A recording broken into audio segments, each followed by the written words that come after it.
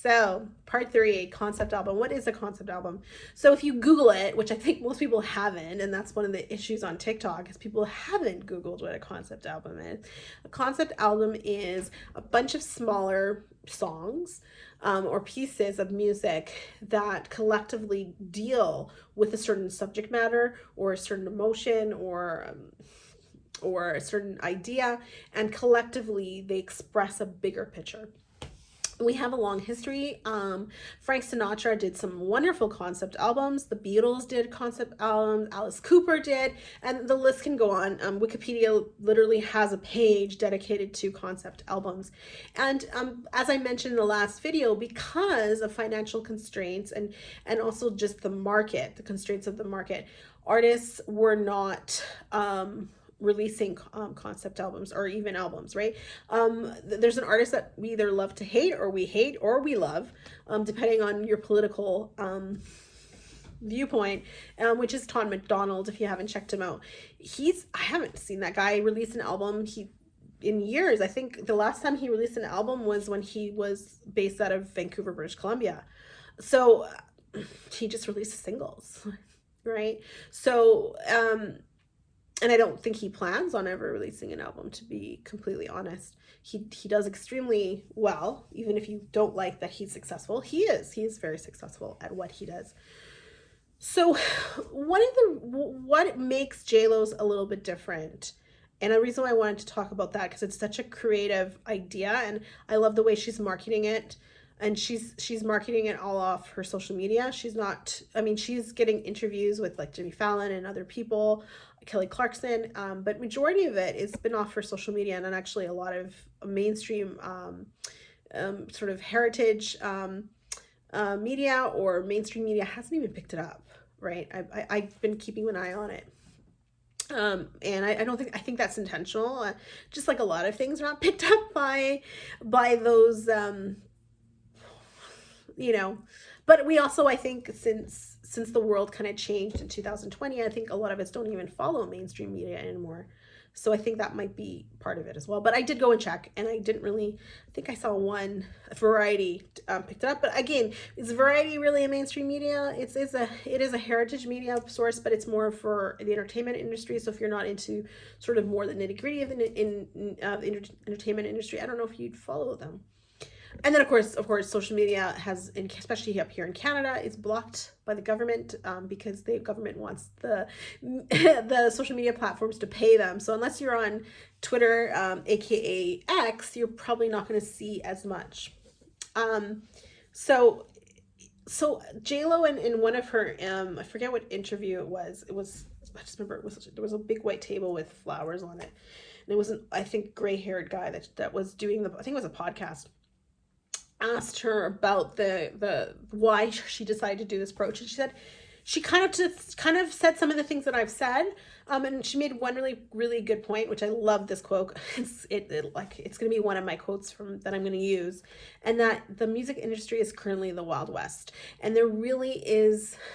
We can go any way. There's so many opportunities that we can take and we can try, because we're in exploration right now.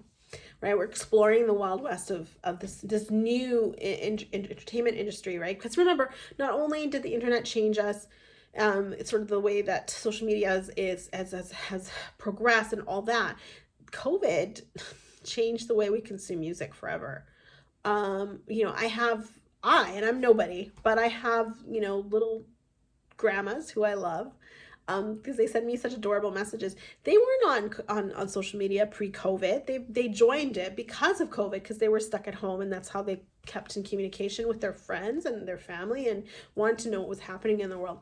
So right now, really, if you're an artist, this is a time to explore, and there will be things that fail, and there will be things that will work. And I think in 5-6 years, we're going to have a much bigger idea of what will work and what won't work in this industry. So, because JLo is a filmmaker, she said, this is what I want to do. I can see the visual, right? And a music video to express this concept album is not Not enough. And for those who of us who study musicals, who love musicals or love opera, and I can tell you watching it, definitely J-Lo is highly influenced by musicals and by opera. I can tell you that right now. And also just classic films as well. Um, and I actually, having heard her or one of her twins, I don't know what I believe that they changed their name, so I don't know I don't remember their old name either, but one of her children, has also studied voice, and I've heard performance of this child, and they're a good singer, like very good singer. And so I'm assuming that maybe even through this child, and there's definitely some musical theater training in that voice. So it's kind of affected and changed things. So I I think if you're into musicals, you're gonna appreciate it. And I think also, and I think Jennifer Lopez knew this. This concept album is not for everybody. You don't have to like it. I don't think you need to trash it, which is really unfortunate to see. And there's no sort of, I think there's also a very closeness, by sort of influencers. And I think there's almost like this, like they want to jump on the bandwagon to make fun of it. Like I saw one video where they were like, couldn't sing, and they were making fun of him. They're like, that's how Jennifer, my voice is just like, you're just immature and you're just thing. But I think this is a very influential piece of art, because that's what it is. It's a piece of art, and it's not for everybody, and that's okay. Um, you might laugh, but Beethoven once said, when he was asked, because they didn't understand his music, yes, they didn't understand Beethoven's music, though there's many people who still don't understand Beethoven's music. But he said it's not for you. And I think that's perfectly okay to say. If you're listening to something, you really, I don't get this. Well, that's because it's not for you. And, you don't need to sit there and just be nasty. Like, just don't be nasty. Be nice. And so it's a really, really beautiful work. And it's really beautiful in the sense that it's a really nice it's an homage to the past musicals. I saw influences from Singing in the Rain, right down to dance steps. I saw just other musicals and books, and even the when she's inside herself.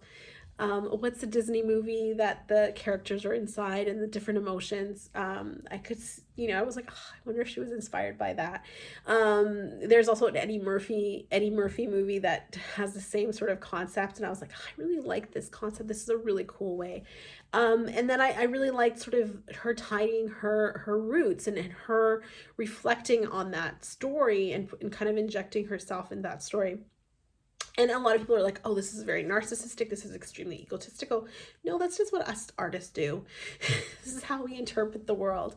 Since the Romantic era, we interpret the world through our own psyche, and how we interpret the world is how we share the world, right?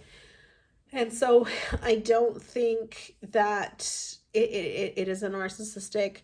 And I also think it's ridiculous. A lot of people are saying, oh, well, she spent all this money because nobody would fund it. Well, nobody's really funding anything right now. I remember even reading J-Lo, she's self-funded. She self-funds herself. Taylor Swift self-funds herself. There's other artists that self-fund, and that's okay. I self-fund. I mean, I'm nobody, but I self-fund. Also, like, I like the fact that I self-fund because I have the creative control, and I don't need to answer to anybody, right? And if it fails, well, it's my fault, right? And I'm like, well, I wanted to create this art piece. If people don't like it, well, that's okay, because I was able to express myself artistically through it. And I think that's sort of where Jennifer Lopez is. And I don't think it is a failure. I believe it's number 4 on iTunes. And they claim the numbers were really, really low for Spotify, which is not true. Go and Google it. It's quite humorous. And I actually wonder if this is maybe, I mean, I don't want to accuse of anybody, but like I said in the first video, it seems to... the same words are being used by multiple people, and we know how easy it is to manipulate people through social media, and how fake news can be spread, and how fake news is being used. We know all that, right? and how propaganda works. So if you think it's working in certain parts of the world, doesn't mean it's not working in other parts of the world, especially when big funds of money are being used, right? So I don't know who it is. I don't know why. I think JLo might be aware because she's kind of alluded to certain things in social media posts and interviews. But I think the biggest thing to understand that this is a very influential piece of art, and it's not for everybody, and that's okay. To conclude, if you've been able to follow my rant this far, enjoyed it, go check out my concept album, which is now, I just released the seventh piece of music on it. It's called Friday Night, and there's no music video yet. It's currently being done, but you can check out the song, and I on all major platforms. And if you plan on purchasing it, please purchase it on Bandcamp so I can actually get paid, unlike iTunes and Spotify and all those delightful platforms. They take a little bit too much off of it. But anyways, that's it. It's heading towards 3 o'clock, so I need to tie some things up before I start teaching. But yeah, have a great day, everybody.